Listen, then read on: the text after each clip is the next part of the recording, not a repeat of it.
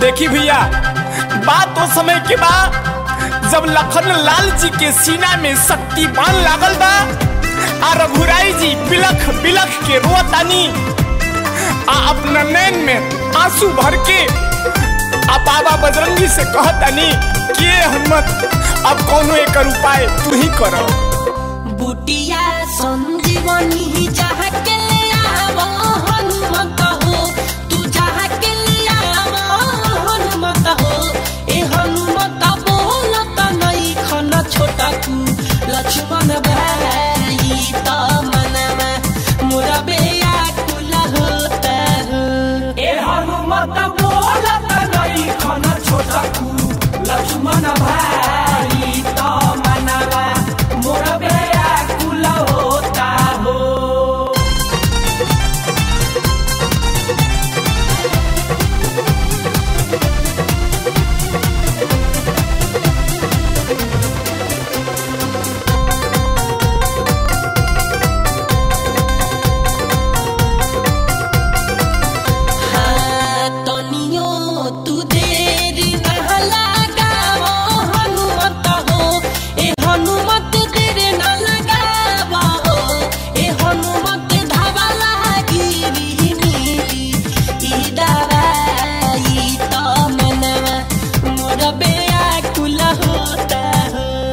हनुमत बोलत नहीं खन छोटा कू लक्ष्मण भाई तो मनवा मोरा बेया कुला होता हो।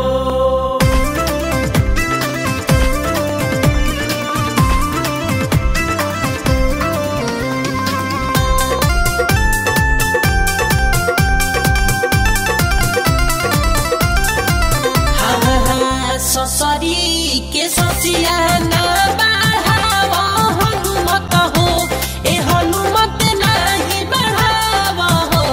ए हनुमत जहाँ गत नहीं खन कतनो हम जागई तो मनवा मोरा बेया कुल होता हो।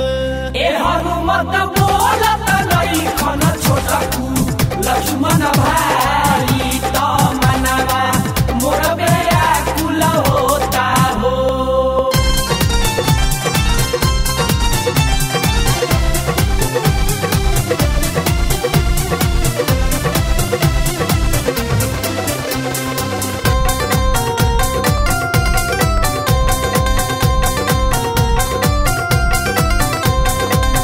पूछिए तो कहब का सुमित्रा मैया हो, कहब का सुमित्रा मैया हो। ए हनुमत मिठू आदित्य कैसे दिल समझाई तो मनवा मोरा बेया कुला होता हो। ए हनुमत बोलत नहीं खन छोटा कू लक्ष्मण भाई तो मनवा मोरा बेया कुला होता हो। बुटिया संजीवनी जहाँ के आवो हनुमत हो, तू जहाँ के आवो हनुमत हो। ए हनुमत बोलत नहीं खन छोटा कू लक्ष्मण भाई तो मनवा मोरा बेया कुला होता हो। ए हनुमत बोलत नहीं खन छोटा कू लक्ष्मण भाई